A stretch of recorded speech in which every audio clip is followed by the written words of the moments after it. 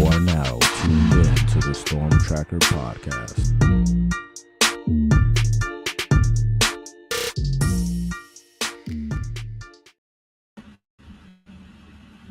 Welcome back, family, to the Storm Tracker Podcast. Marcus Benjamin here, representing for CanesCounty.com, part of the Rivals.com network. Make sure you subscribe to the website, CanesCounty.com, for free. Use the promo code Miami30. And also subscribe to this YouTube channel, live from Canes County. Miami's rolling into their third official visit weekend, and Miami's had plenty of top talents come through Coral Gables and Coconut Grove. And there are some more talents coming through for this third weekend. Miami is trying to keep the momentum going because they've had a couple of commits this week. Some very talented players decided to commit to Miami, and Canon Picket and Tyson Bacon. But everybody's always wondering who's next. And to really kind of break down it all, I've got my guy, Alex Donno, host of the Locked On Canes podcast, to really discuss these official visitors for the third weekend. He's kind enough to join me from Europe. So thanks for joining me today, Alex. It's my pleasure, and I'm happy to be here, even though you go out of your way to troll me because you're wearing your PSG jersey, and you know I'm an Inter Milan super fan. And listen, congratulations to PSG. You guys whooped our freaking butts. I don't like to talk about it. That was the most one-sided Champions League final in history. It's been 2 weeks. I'm not over it yet. So thank you for reminding me, Marcus. I had to, man. I had to. I was like, oh, my God. I'm going on here with Donno. I know he's an Inter Milan guy. I got to show it with my PSG kit on. So, yeah, it was amazing, man. It was a dream. I couldn't believe what I was watching after every goal and every goal that happened. I was just like, wow, I can't believe this is finally happening. Finally happening. Without Messi, without Neymar, without Mbappe, PSG are champions of Europe. And you were staying in Paris from what I understand. Yeah. So what was it like? Just give me an idea. What was it like, and what were your feelings? Yeah, so I mean, the game was in Munich, of course, but I happened to be, my family and I, my wife and my son and I, we were in Paris the night of the game. This was the day we landed, so fortunately we went to bed because we were exhausted. You do the overnight flight the night before and stuff, so we actually went to bed right when the game was starting, and I woke up and I saw the score and I was crushed. And then I had to break it. My son is also an Inter Milan fan, but he's 7 years old. So he takes things very personally. So when I told him about the game, he was so upset. And then we're walking around Paris, for the next couple days. And, the whole city is partying. Everybody's wearing PSG jerseys. I intentionally avoided the Champs-Élysées, which is the big street where they had the parade there. Yeah. And so we intentionally, because I didn't want to be anywhere near the parade, because, my son and I were especially my son, he was at certain points of the weekend, he was mad at me. He's like, why did you make me be an Inter fan? I'm like, I'm sorry. He had an existential crisis. So it was a rough couple of days. I mean, Paris is still a beautiful city, but the irony of, I might be the biggest Inter fan in the entire United States of America. The irony of being in Paris when they're celebrating that, it was not lost on me. So I'm glad to be out of that country, and I'm in Italy living it up now for the next few weeks. Nice. Yeah, I can imagine just being in that environment if my team lost in the championship. But I was enjoying it on this side of the pond for sure. Definitely had a couple of beverages after and enjoyed that victory. I had a couple beverages too for a different reason, to try to forget. Right, I bet. But Miami had a couple of victories this week in landing Tyson Bacon, who I absolutely love, and his potential to do great things at the U, and Canon Picket. Canon Picket is kind of a guy we kind of already thought that this guy would commit to Miami at some point. Every time I talked to him, raved about Miami. Obviously, dad played for the U. brother plays for the U. So the likelihood of him committing to the U was very likely, I thought, although Clemson was in it as well as Florida. But I think Miami always had the inside track, and the OB kind of put them over the top. Just quickly, your thoughts on these two commits committing to Miami and what it means for this 2026 class in your mind. Yeah, well, I'll start with Tyson Bacon, who is a big time defensive tackle that Miami stole him right out of SEC country, right? So these are the sorts of players, and we see the way that Mario Cristobal wants to build a roster, and of course, he's been a coach, not a head coach, but he's been in the SEC before. He worked under the master sensei of Nick Saban, right? So he knows what SEC lines of scrimmage are supposed to look like.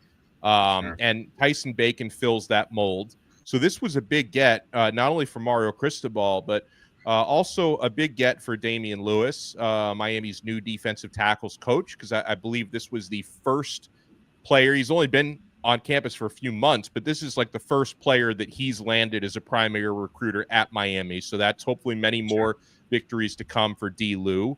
And I know D. Lou was instrumental in this. Tyson Bacon, talked about how much he wants to learn from Coach Lewis, who's someone who was, part of some great Miami teams and played 10 plus years in the NFL. And then, of course, your other defensive line coach is a Pro Football Hall of Famer with Jason Taylor. So this is a pair of coaches that Bacon wants to learn from. And then when you talk about Canon Picket, like this one was super special to me and the Locked On Canes family because Canon Pickett's father, Booker Pickett Sr., is a friend of Locked On Canes. He's been on our show before.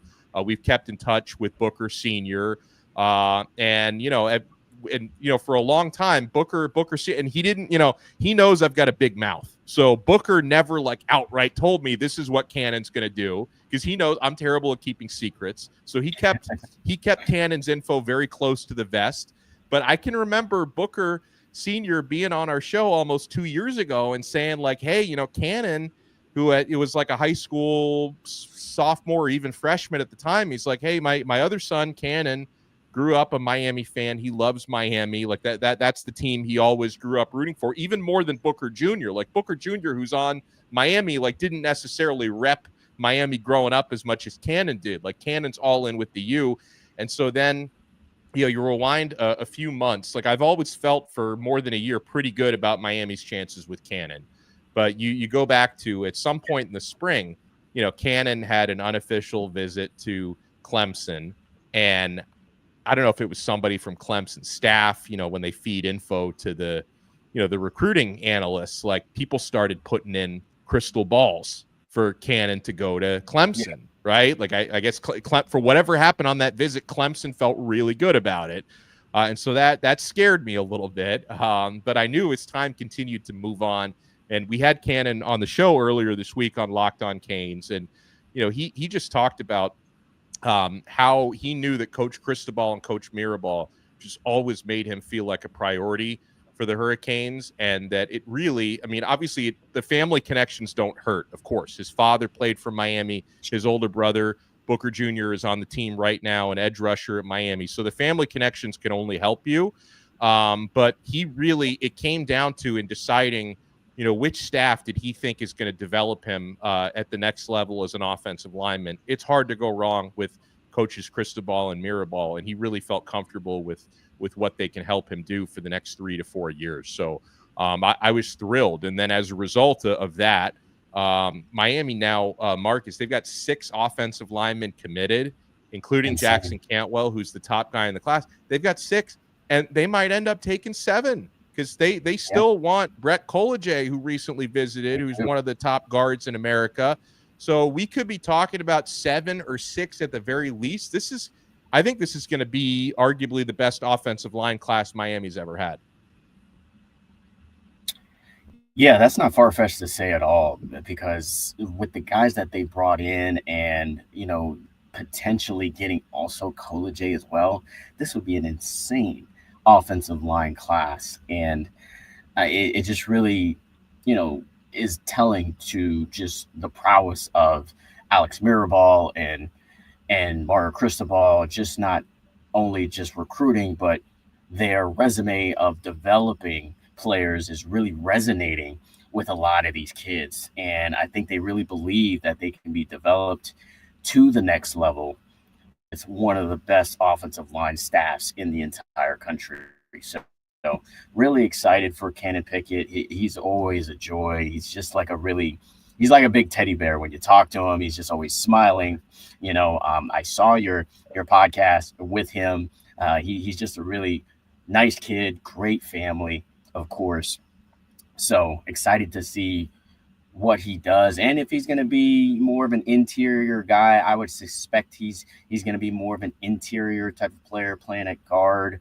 And then you got the massive guys like Joel Irving, who I absolutely love. He could probably go inside or outside. Then you have Cantwell, who I think obviously is going to be Francis Mauigoa's replacement at right tackle. And maybe Irvin goes to the left side because he actually, on his OV, he was hosted by Markel Bell, who's currently projected to be that left tackle for this season. And then you got some other inside guys that are visiting this weekend, like Reese Woodrow and JJ Sparks, who potentially, could, make an impact as well on this offensive line in the future. And let's not forget about Ryan Merritt as well. This is a guy who I still really like. Yeah, Nebraska's making a really big push for him. But I think he's a guy that Miami should take. I think he has a lot of potential. Local kid, state champion wrestler. I think I don't see why he's a guy you don't take. So Miami could have 8 offensive linemen, Donno, which would be an insane number of big men. I don't know if there's enough restaurants in South Florida, or if there's a Flanagan's big enough to feed all of these guys. Yeah, and that's the thing. Like I commented, I guess I don't know if it was some point last week. There was a photo of like the entire offensive line at Flanagan's, and I was wondering, like, did they run out of food? Like, I know they have a lot of food at Flanagan's, but you get like I don't know if it was like the entire O-line roster is like more than 10 guys was at Flanagan's. Like they were probably having to like get food deliveries from like other Flanagan's to keep stocking that restaurant. Yeah, definitely. Love Flanagan's, by the way. We're probably one of the gems of South Florida, in my opinion. So let's talk about this weekend, man. We've got a ton of 4-star guys that will be visiting Miami. And in your mind, let's just kind of get right to it. Who's the most important visitor in your mind for this weekend? Yeah, I think the most important this weekend, and one of the most important of all 3 weekends so far, 5-star wide receiver Calvin Russell out of Miami Northwestern. He checks off so many boxes for this program. This is a big, long, physical, athletic wide receiver. He's one of the top receivers in the entire class, and he's also local. Miami Northwestern is a really important pipeline for the University of Miami, always has been, always will be. And he's got family connections to the U. His mother, Chenevia Broussard, is in the UM Sports Hall of Fame as a women's basketball player at Miami. And then, the low-key valuable part of Calvin Russell, his prowess on the football field is obvious. He's going to make any team better. But, he really wants to be a dual sport athlete. He's got a basketball offer from Jay Lucas, in addition to his football offer from Mario Cristobal. I've heard Lucas has given him the green light to play both, which would mean, joining the basketball team a couple months late every single year, that he's willing to make that exception for him. So you could get a player that can help you in 2 different sports, only taking up 1 scholarship. It would be the football scholarship, but you don't mind giving a football scholarship to a 5-star player. But you call it a 2-for-1. This guy can help Miami's basketball team and Miami's football team. And so, yeah, I would say Calvin Russell's the most important visitor this weekend. And I also, I feel like Miami is due for a win for a 5-star receiver. You know, a couple of years ago, they landed JoJo Trader, who I think is really going to come up and have a huge year this year, who was a 5-star on most recruiting services, maybe a 4-star on some, but one of the top receivers in Florida. That was a big time get. But, you know, a lot of people haven't forgotten about how Miami missed out on Jeremiah Smith a couple of cycles ago. Not comparing Calvin Russell to Jeremiah Smith, because that would be unfair to anyone. But he is upper echelon 5-star receiver. So I really think that this is a recruiting battle that Miami needs to win. And Marcus, it's not going to be an easy one to win. Like, I mean, depending on who you talk to, maybe Miami has an edge or a slight edge for Russell, but there's so many programs nationally that are in it for him. LSU has gotten some buzz. He recently visited there. Syracuse had some buzz and some momentum for a long time. Maybe they still do. Oregon's been in it for him. Florida and Florida State, like Michigan has been in it for him. Like you're battling some of the biggest teams from all over the country for this guy. So, you know, I think the visit this weekend is so important. Like Miami can try to build a commanding lead for Calvin Russell, because this is the type of top South Florida player you would hate to see leave the area. Yeah, I totally agree with you as far as, you know, keeping that type of talent home, especially from a local pipeline in Miami Northwestern. You want to keep a kid like him, a legacy guy, like you mentioned, 2-sport player, just elite in both sports. So it'd be very interesting to kind of watch his career at Miami just kind of blossom in both sports.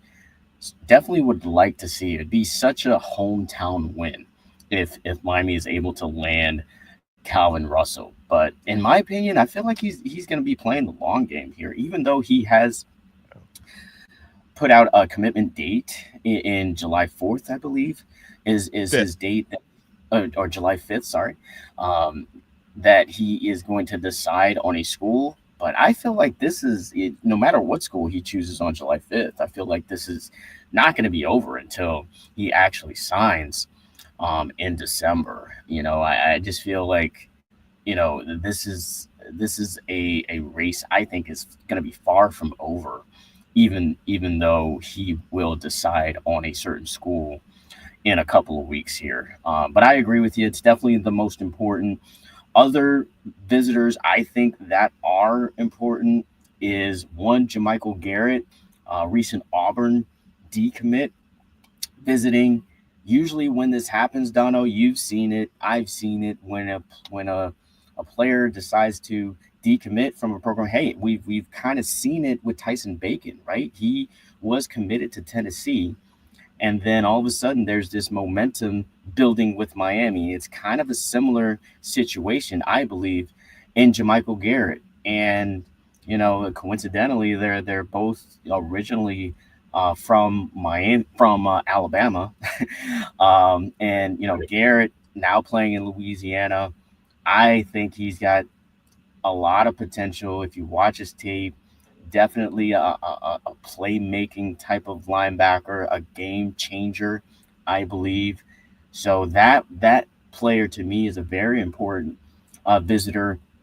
And then Miami is as far as its class is concerned, by the way, when you look at the Rivals rankings, I believe they are 7th in the country. Yeah, they're 7th in the country with 13 total commits. However, they do not have a tight end yet to add to this class. And I think many thought that Hezzy Kent, who visited last weekend, would be that first domino tight end to fall into Miami's lap as far as their class is concerned.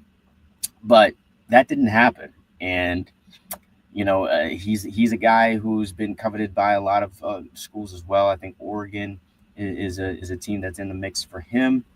But they do have one tight end that has been gaining some momentum with the Miami Hurricanes, and that's Izzy Briggs out of California. 4-star tight end. Rivals has him as the 11th ranked tight end in the country. 6'5", 200 pounds. very athletic player. I think Miami has a chance to land him as one of their tight ends.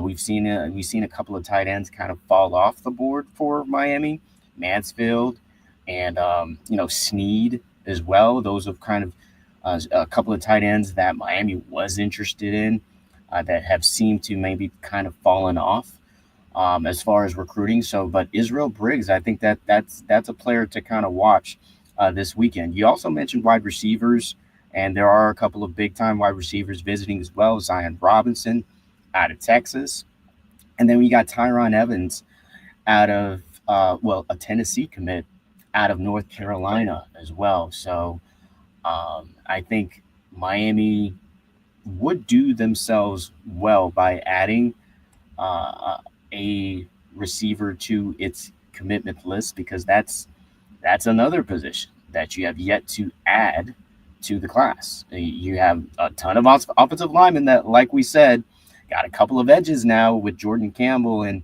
Tyson Bacon.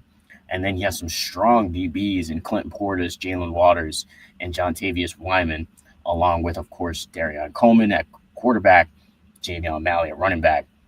No receivers, no tight ends. So you would like to see one of those positions be filled this weekend. And I think Miami has a good chance to add maybe a Zion Robinson, Tyron Evanson, possibly a flip.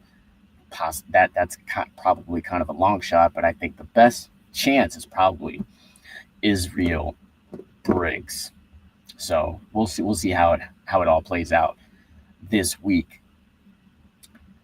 With, like I said, with the commits that they have, they're the 7th ranked class right now, and I talked to a lot of these recruits over the weekend, and a lot of them think that Miami can have the number 1 class. And I don't doubt that is a very good possibility. But in your mind, Donno, like of all the, you're very familiar with the top targets that Miami is looking at. In order for Miami to get, let's just say a top 3 class, let's just kind of be realistic, because a number 1 class would be hard to achieve, of course, because there's only one team that can get the number 1 class. What commit do you think what recruit has to commit to Miami for Miami to have a realistic chance to get that top spot? Yeah, I think to be in the conversation to get a top spot, landing Jackson Cantwell a few weeks ago, it's a huge start. And in fact, if Miami hadn't landed Cantwell, which I know seemed like a long shot until day of, like all of a sudden, oh wait, it's not Georgia, it's Miami. That was a huge recruiting dub for Cristobal. I think if you hadn't landed Cantwell, the path to number 1 class would probably be impossible if he had picked Georgia. And as we've seen with Cantwell, who has effectively shut his recruitment down, you talk about with certain players, you have to play the long game, that the recruitment is really going to go up to National Signing Day. In terms of Cantwell, he seems to be saying and doing all the right things, that he's completely focused on Miami throughout the rest of the cycle. So like for big time players to join Cantwell in this class, if Miami wants a realistic shot at the number 1 spot, Derek Cooper is a must. He's still deciding. It may come down to Miami versus Georgia for him. I did see that Cooper, the 5-star running back / athlete out of Chaminade, he did recently tease that a commitment date could be coming soon for him. So he might be like dropping a date, and Miami's very much in the mix there. So I think that's a 5-star you need to land. I would say he's visiting Georgia this weekend too. That's right. So we got to sweat that one out. Oh, yeah.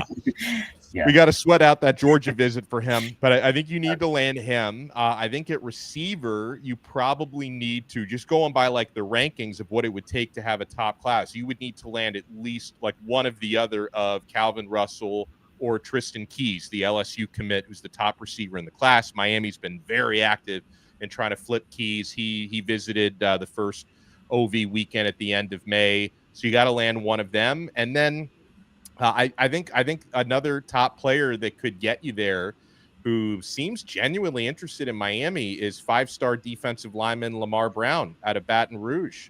You're still you're still battling there. And, every team in the country wants Brown. He's that good. But at LSU, you probably see them as the favorite, not just about the geography with him.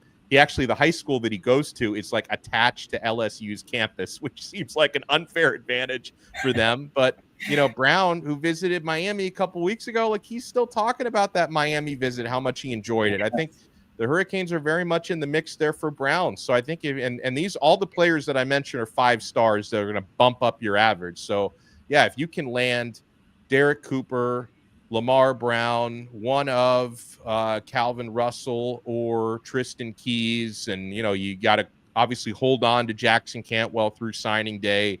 Then I think if you can land like 4 of those 5-star players, you can contend for the number 1 spot. Because I think it's worth noting, like the team that has the number 1 spot right now, USC. Yeah, Lincoln Riley's doing a tremendous job, but they've got more than double the amount of recruits Miami has right now. So if Miami keeps adding the quality and the quantity, I think USC's got like 28 commits right now. Miami's got 13. So if Miami keeps adding, because you figure the class is going to be probably around 25 by the time it's all said and done. So if you can add a handful of other 5 stars, you're going to be right in the mix for the top class. But you've obviously got to land like 4 out of the 5 players I mentioned. Yeah, you make a great point with USC. USC does have a total of 28 commits, which is an insane number of commits at this point of the cycle. 28 commits. Let me see if I can see what the second highest here is as far as commits are concerned. Well, Army has 22. And then you got Sacramento State 22 and Rutgers with 22. But Army has the 93rd ranked class. Sacramento State surprisingly has a 36th ranked class, which is kind of like that. That's something there. Yeah, they're building some serious momentum over there, and I think they just became an FBS school this season. And then you got Rutgers with 22, but that's still like six commits off of the top class. Miami's just with 13. So I think you make a really good point that, you get 10 more players to commit, then Miami's probably going to vault, to the top 3 in this class, especially if it's the quality that Miami continues to add to the class. So excited to see how this class kind of builds up. The next couple of weeks and month will tell us a lot, Donno. Will tell us a lot to kind of where this class will kind of end up. Wide receiver is a very interesting one to me as far as who they are going to end up taking. Of course, they're going to swing for the fences with Tristan Keys. And, hopefully he does decide to flip from LSU to Miami. But you still got Samarian Wingo, who I absolutely love, 4-star out of St. Augustine. I think he can be added to the class. Messiah Hampton, a really talented player out of New York, of all places. I think Rochester, New York, not even New York, is a player that you want to watch to see if he, maybe ends up with Miami, and actually decides today, by the way. And then right. Yeah, I remember seeing June 13th. I'm like, wait, it's June 13th right now. Yeah, it is. It's Friday the 13th, but hopefully Miami has some good luck with the Messiah Hampton. And then you've got Braden Robinson, who is an absolutely electric player who I like a lot, who really likes Miami as well. So it'd really be interesting what they do at receiver and tight end. I think those are, to me, might be the determining factors if Miami gets that top class or top 3 class. But looking at the class so far, who's your most underrated player in your mind? Who you think of course, I think people know about Darion Coleman, the quarterback, and his talent, and he's going to the Elite 11 finals soon. So hopefully he represents for the U and brings home the crown there. Javion Malley, very, very talented running back. But who do you think is the most underrated of this class so far?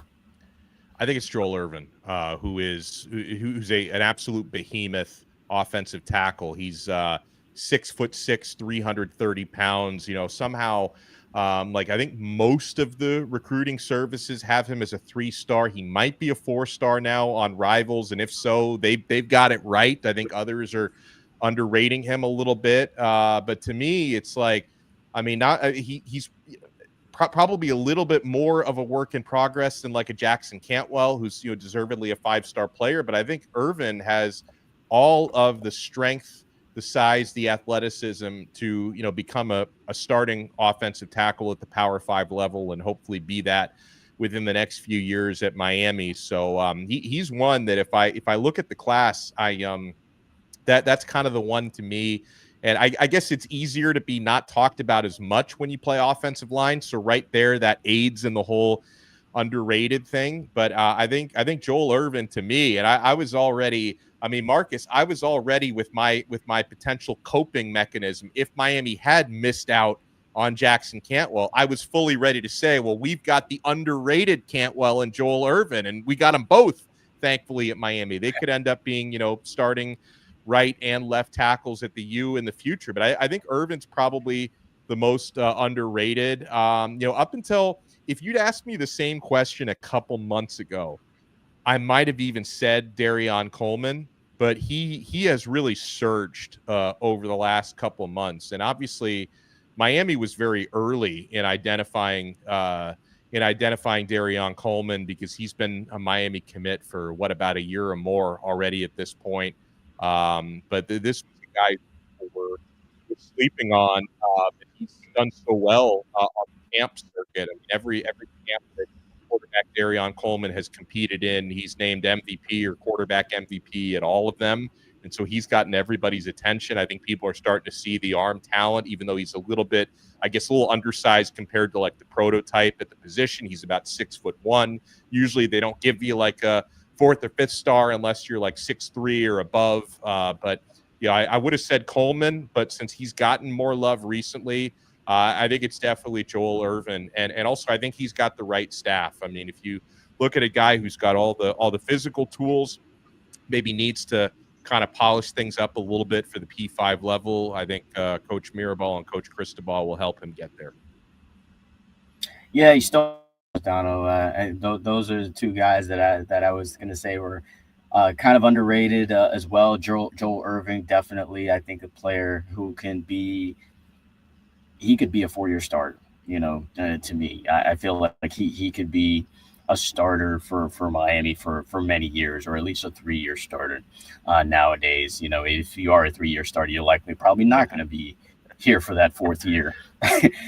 So I think he is definitely the most underrated. He's got quick feet, very smart player, and just loves Miami. I spoke to him, of course, last weekend, and he, watching his highlights here, you just see how he just mauls people. Yeah, and he just mauls guys. He just drives them into the ground. You could tell he just loves football and loves the grind of it, and is always continuing to get better, and thinks the world of Alex Mirabal and Mario Cristobal, and is excited to really kind of get his college career started. So he's definitely my most underrated player. I think he has a chance to maybe even climb up the rankings when it comes to his status. So I think he is probably should be rated as a top 200 player in the nation. And then you mentioned Darion Coleman, of course. Undersized, but man, that ball just rockets off of his arm. Really talented, commands the room. I hate to say this about Darion Coleman, but he's like his personality is like Cam Ward 2.0. I hate to put that on him, but his personality is very similar. Loves ball, plays with a chip on his shoulder, very focused. When he's locked in, he's locked in. And he's an underrated scrambler of a quarterback as well. So I think he has a chance to really be one of the best quarterbacks at Miami once he gets his shot. which kind of transitions me to my last question for you, Dono. We're running a little long here, but I want to talk about the current quarterback situation and Carson Beck. And there's been some haters out there. Let's just call it what it is. There's been some haters about Carson Beck and what he can really be. I saw something the other day from Danny Cannell, who's probably maybe the ultimate Miami hater, the former FSU quarterback. He went as far to say that Miami was going to miss a bowl game. I don't know if you saw this, Dono. I did. Yeah, so like he said that Miami would miss a bowl game. That's basically saying they would only win 5 games for the audience that doesn't know, which sounds insane to me because even Miami's really, average years, they still win 6, 7 games nowadays. So my question is this is going to sound like a dumb question, but is Danny Cannell, does he have something here? Does he know something that we don't know? Is Carson Beck going to be more Tyler Van Dyke or closer to Cam Ward or somewhere in between? Or just give me your opinion on Carson Beck and what do you expect from Beck this season? Yeah, it is a great question, and the way you phrase it, is he more Cam Ward or Tyler Van Dyke? I would just say he's Carson Beck. I think Beck is very different than both of those quarterbacks. I mean, I guess if you're talking about the way he plays the position, it's probably a little more Tyler Van Dyke. But I also think he reads defenses better. I think Beck's got more versatility. And I know people are going to come back and say, well, he threw a lot of interceptions last year. He did throw a lot of interceptions. He also had a receiver core that led the nation in drops. And Georgia's offense was not. It was a little bit of a reloading year for them. I put it kindly because that's an incredibly talented program. But their offense last year, they didn't have the sort of talent around Beck that they did the year prior when he really thrived. So I think he's very different from both of those quarterbacks. I think he's in a good offense. And also I think something that Carson Beck, I think he gets a little unfairly characterized as, kind of a very like type B, go with the flow personality. Like he's not quite as like in your face and loud and type A as Cam Ward is. Very few are. I've never covered a quarterback like him before. Like he's got so much command over everything, verbally and otherwise. But I think Carson Beck is a lot more cerebral than people give him credit for. I've talked to Shannon Dawson about that, who like legitimately seemed pleasantly surprised about how diligent he is with his film studies and also how smart he is in dissecting things he sees on tape. And I thought that was also reflected in, a lot of Miami fans saw the interview that Beck did with like a Georgia show a couple months ago, but he talked a lot about football and talked a lot about Miami. And I remember coming out of that thinking, this guy is a lot more, he's just a lot more of the quarterback we hoped than I thought he was, because you hear a lot of the negativity around him. And as far as what Danny Cannell said, I think Cannell was projecting some of his own insecurities as a Florida State guy, because one of the things that Cannell said was he thought that Carson Beck had like a lot of DJ Uyunglele in him, who of course, which is like, I don't know how you get that. I mean, Beck has been so much more successful and has shown so much more the last few years. And give Beck some credit. I mean, 24-3 as a starter. I mean, I know that was happening at Georgia.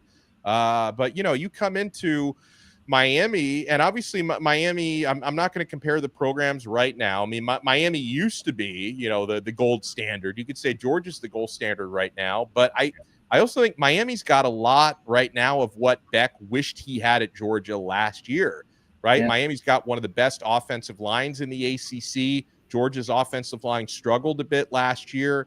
Miami should have, one of the better running games in the entire country. Georgia's running game took a big step back last year, 102nd in the country.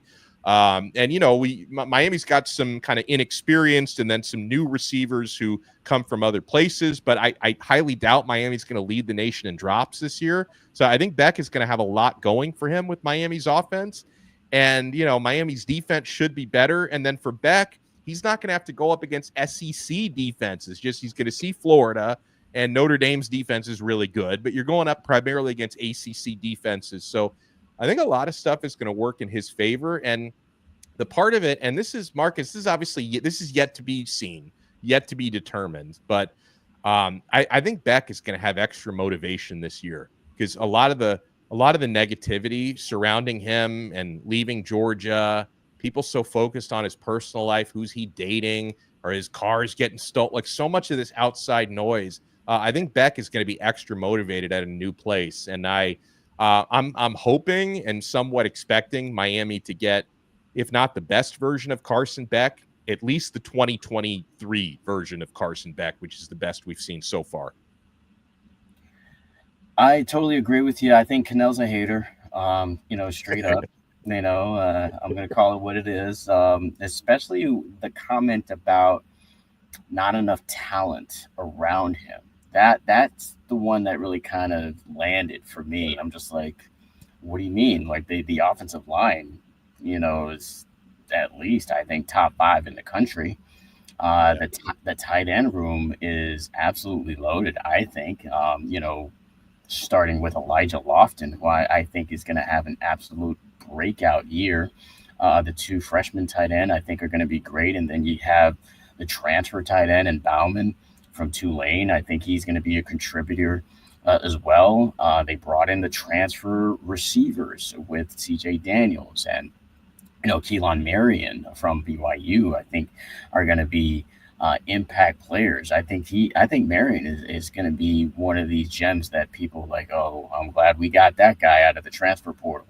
I think that's what people will think. They got the Cincinnati transfer as well at wide receiver. You still have JoJo Trader as well, who's got all the potential in the world. I think he's, still recovering from an injury, but I think he is going to be ready to go by season start. And then you've got a bunch of young wide receivers that I think can make an impact just in case you have an issue with attrition and injuries. So, and I even touched about the running back room. I think the world about Jordan Lyle and Mark Fletcher. I think they are a dynamic duo and very underrated running back duo in the entire country. I don't think the country is really recognizing just a great of a duo that is. And then you add a Lamar Brown who can be that bruiser, a transfer from North Dakota State. And then you've got Gerard Pringle, who has potential to be a game-breaking type of running back for you, as well as Chris Wheatley-Humphrey, who's improved a lot during the spring. So, when it comes to the talent in the room, I would argue that the playmakers that Miami has are better than Georgia's from last season. All that is yet to be seen. But from what Miami did in the transfer portal, especially in the spring window, I think they have enough talent to really help Carson Beck's cause. And I think he is going to be a first-round pick, in my opinion. I think he's going to thrive in this offense just the way Ward did last season. Obviously, Beck, to me, not the talent that Cam Ward is. But I think the offense that he's going to be playing in under Shannon Dawson is going to help him tremendously. And I think it's really going to show, just how good of a quarterback he is upstairs and, the talent with his arm as well. I think he has an underrated arm. The question about Beck for me is just sometimes his decisions. His decision making is a little questionable at times. You're like, oh, why didn't he throw or check down, or why didn't he run earlier? Those type of things. But I think those things can be worked on with Dawson and also Mirrorball as well. Ward himself mentioned that Dawson and Mirabal really helped to develop him as a quarterback when it comes to protections and staying in the pocket and really kind of going through his reads. So I think that those aspects are really going to help Beck in this 2025 season. And, he'll be able to, shut up haters like Danny Cannell. I can't wait for that. Yeah, always a pleasure, Alex. I mean, I wish I was living up with you in Italy, eating some real pizza, not like the chain stuff that we deal with over here, or some pasta. I love spaghetti. Spaghetti is like one of my faves. If I could have spaghetti from Italy, I would. If you could send it on a plane to me, I'll do what I can. The food is so good, man. It really lives up to the hype. And even like I'm a little biased, I guess, because my father is from Italy. But I think Italian food even kicks the food of it kicks French food's butt at any day, man. I've experienced both over the last 2 weeks, and Italian food to me is goated. Yeah, I hear you. I got to troll you one more time. Maybe Italy does kick France's butt when it comes to food, but obviously on the soccer pitch, the French team did beat the Italy team in the European Champions League championship game. But there's always next year, Donno. Right. We'll get you next time. Maybe not. Maybe. Funny enough, that was like the first time those two teams actually met. Yeah. So interesting. Great stuff. Like I said, Alex. Hopefully I could see you again soon over here on this side of the pond. Yeah, man. Well, as soon as I'm going to be back, stateside on July 10th. So we'll have to, okay. You owe me a beer for that butt kicking that PSG put on me. Absolutely. Consider it done, man. Oh, man. All right. That's going to wrap it up. Thanks for having me. Absolutely. Always a pleasure, man. That's going to wrap it up for the Storm Tracker podcast. Make sure you subscribe to the website, canescounty.com, for free. Use the promo code Miami30, and also subscribe to this YouTube channel live from Canes County. Until the next